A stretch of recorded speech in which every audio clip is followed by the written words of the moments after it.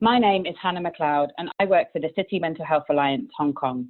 This clip is part of a series of gathering viewpoints from experts focused on supporting employees to stay mentally healthy amid COVID-19.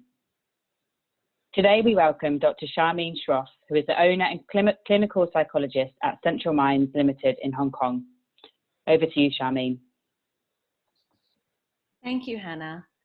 As you mentioned, my name is Sharmeen Shroff. I'm a doctor of clinical psychology and an owner and clinical director of Central Minds, a private practice in Hong Kong.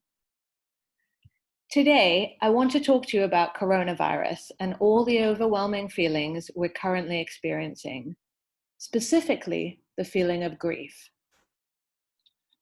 I'll start with an excerpt from a recent Harvard Business Review article.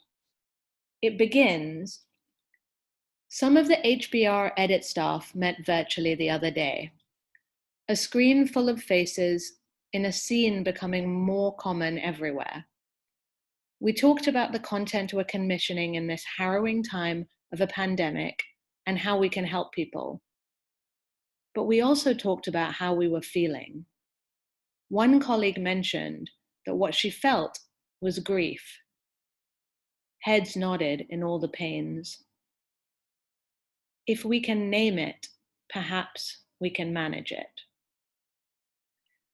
As the effects of the coronavirus continue to dominate our world, it's become increasingly significant to pay as much attention to our mental health and well-being as we do to our physical health.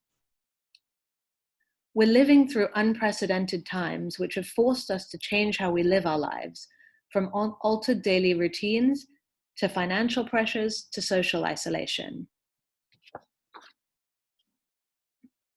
You may worry about getting sick, how long the pandemic will last, and what the future will bring. You may be experiencing stress, anxiety, fear, sadness, and loneliness. Are you having trouble focusing, or maybe not sleeping so well, eating more than usual, or finding it difficult to motivate yourself? If you're answering yes to any of the above questions, it may be that what you're feeling is grief.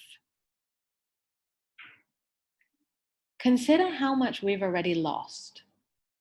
The lives that we've been taken by the coronavirus, or those that are currently in jeopardy. We've had to cancel plans, upend routines, and postpone any meaningful face-to-face connection. So it's important to recognize that mixed in with all the feelings we're having of anger, disappointment, perhaps rage, blame, and helplessness is grief. You may have already heard of the 5 stages of grief. We have denial, anger, bargaining, sadness, and acceptance. It's important to note that these stages are not linear. So it's actually quite normal to move forwards and then backwards and then forwards and then backwards again. So for example, with denial, it might be, this virus won't affect us, or it's just a flu. With anger, you're making me stay at home and taking away my activities. With bargaining, okay, so if I social distance for 2 weeks, everything will be better, right?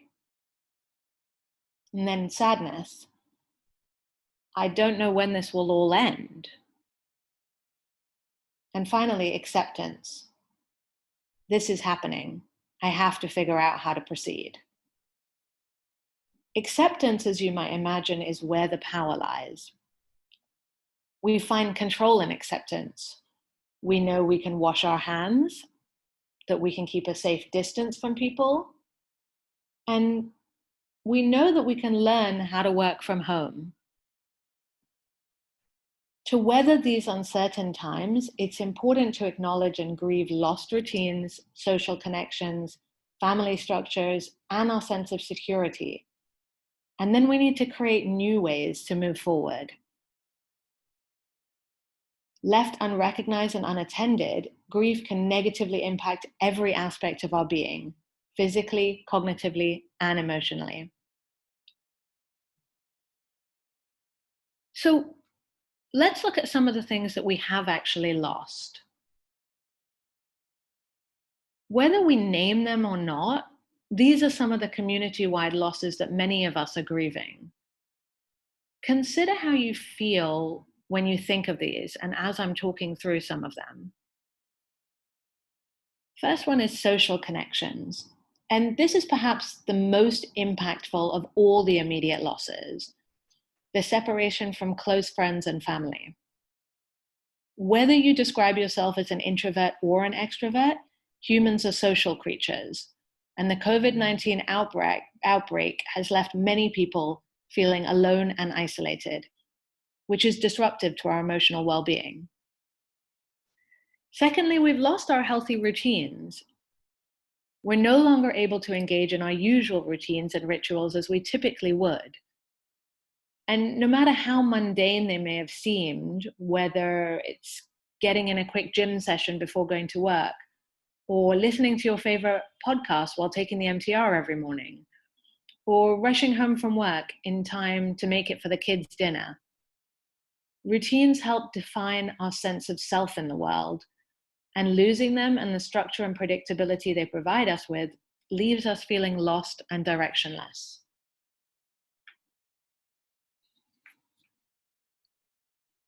Then we have our psychological and physical safety. Both our psychological and physical safety has been challenged by the coronavirus. It's a really frightening time. We're in the midst of a worldwide pandemic with cities and even countries completely shutting down. Almost everyone is concerned about their health and safety, or the health and safety of a loved one, both physically and mentally. Although these are challenging times, it's still possible to make small changes in our lives to help us manage our well-being and our worries about the future. The following 3 tips may not help your feelings of stress, anxiety, fear, or grief go away completely, but they are likely to improve the way you are feeling and give you back some small sense of control. So try to identify the individual and collective losses that you're feeling and look for ways to acknowledge the grief that surrounds you. Remember, if we can name it, we can manage it.